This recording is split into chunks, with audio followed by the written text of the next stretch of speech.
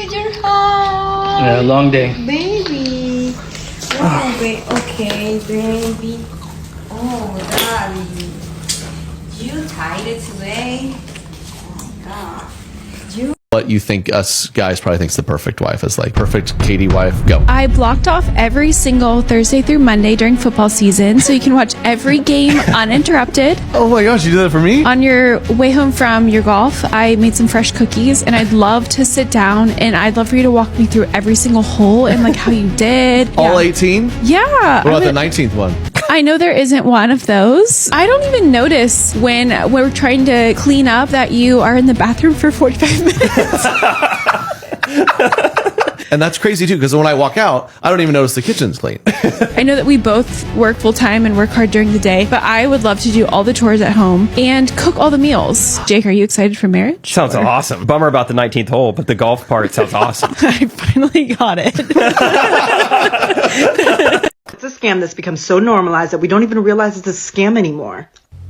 Marriage, but only if you're a woman. They start training you early. When you're a little girl, you get that pink plastic kitchen play set and pink plastic vacuum cleaner so you know exactly what your role is going to be when you grow up. Then you get the fairy tales and the Disney treatment where the damsel in distress meets the handsome prince and they live happily ever after. Then you graduate to romance novels and rom-coms where those red flags are dressed up as adorable little quirks. By the time you're in high school, you're shopping for prom dresses in the same store as wedding gowns, so it seems like it's the next logical step.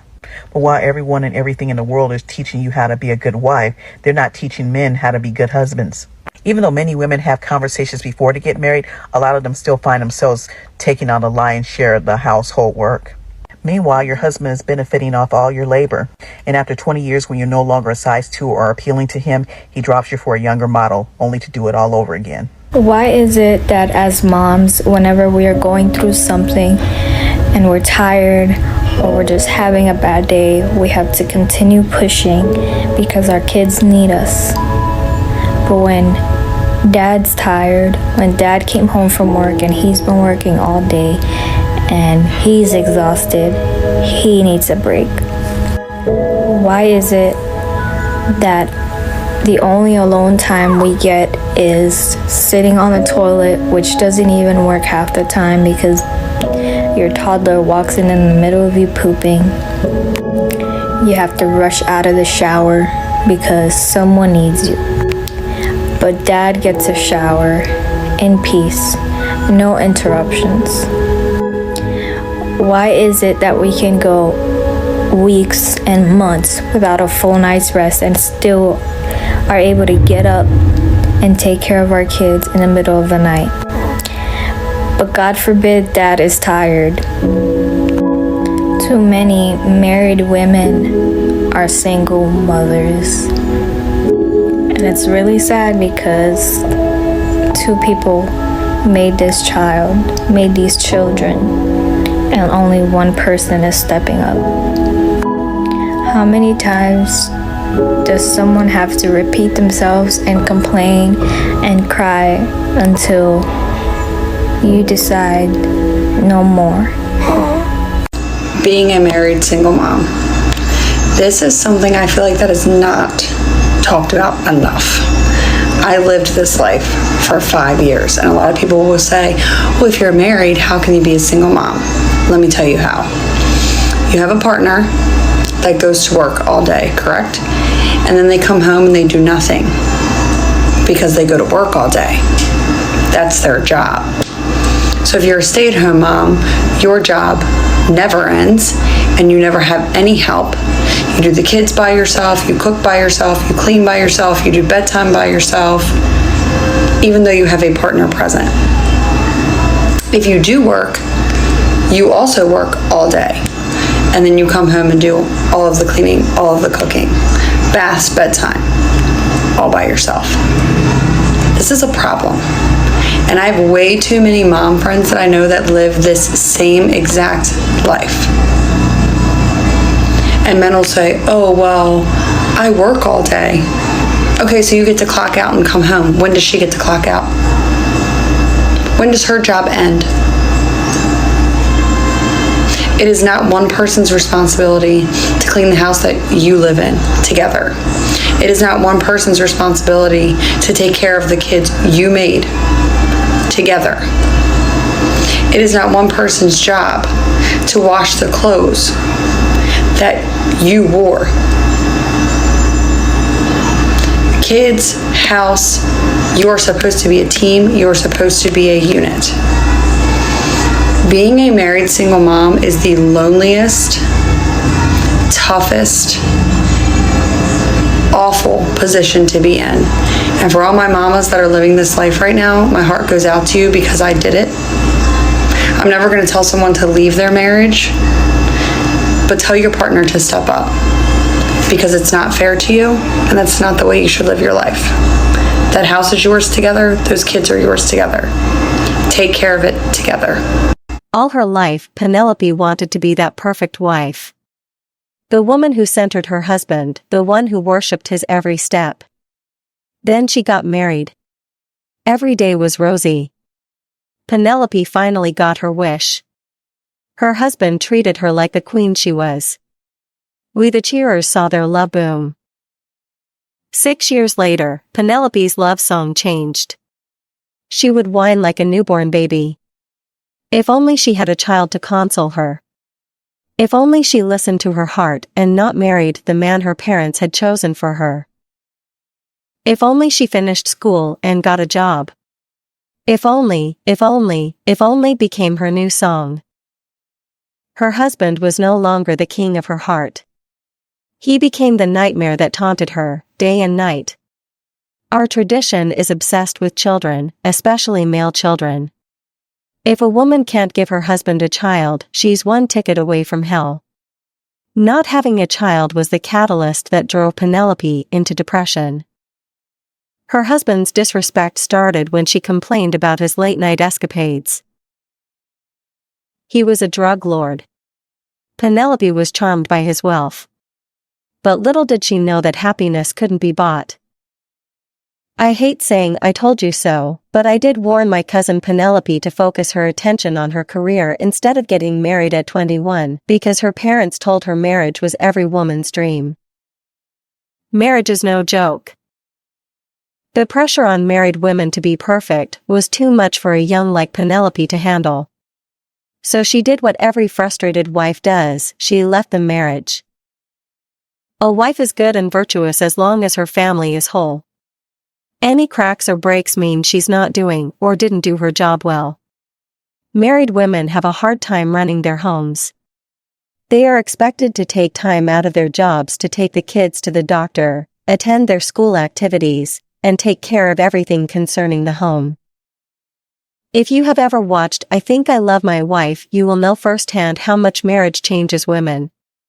Chris Rock couldn't handle the changes he saw in his wife, so he sought comfort from a single lady friend. Just like men, most women can't handle the expectations that come with marriage. According to the survey, 91% of women wanted their marriages to end more than their husbands because of emotional detachment and loneliness, compared to 29% of men who sought divorce first. Women cheating on their spouses increased to 75% compared to 53% in 2016.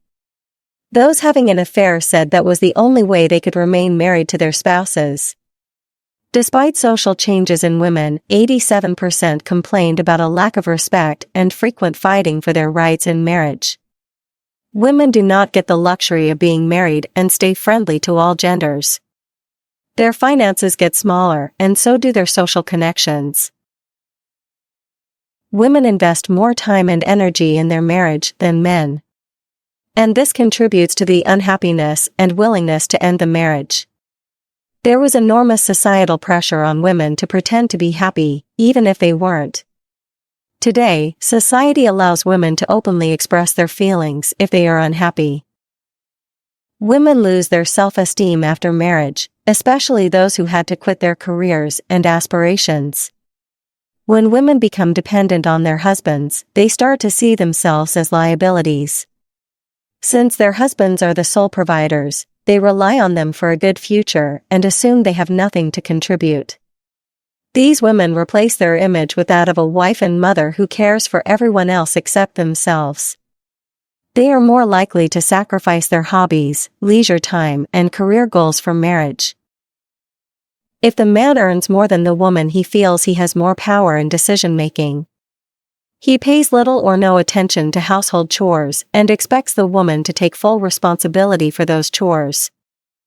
This includes taking kids to their games, grocery shopping, preparing tax budgets, attending parents' meetings and other school functions, cooking, cleaning, etc.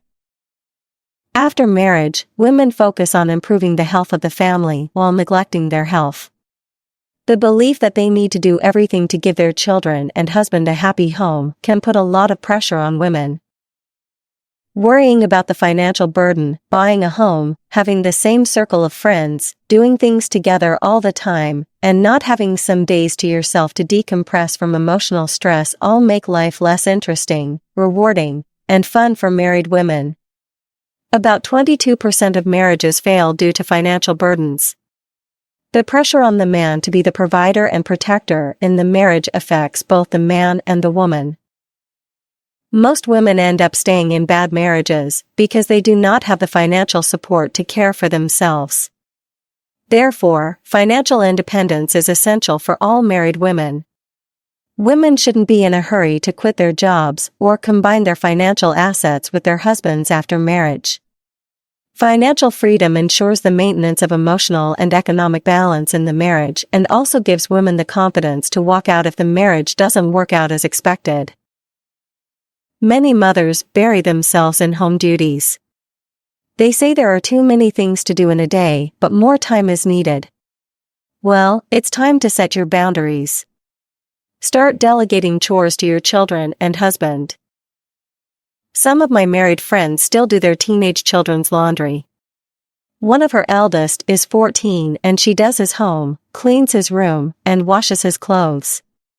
Some men would rather sit on the couch playing video games or watching sports than help out in the kitchen. Women need to give themselves time to breathe too. Picking up and dropping kids off at school, attending school activities, taking out the trash, washing dirty dishes and cleaning the house, doing laundry, and shopping for groceries are duties your husband can do too. It's your responsibility as much as his to keep the home organized and conducive for everyone. Having a separate friend from that of your spouse can improve the longevity and stability of your marriage. Spending time with friends without your spouse can be refreshing and a change of pace. You do not always have to be with your husband.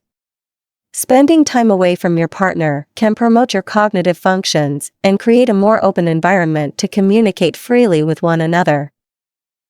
When you spend time with friends of similar interests, you have the mental peace to be more loving and understanding to your spouse. Friends create a network of support and consistency most couples desire for happy and fulfilled lives. Before you leave, don't forget to hit the like button, subscribe to my channel, and smash the notification bell so you don't miss my next video.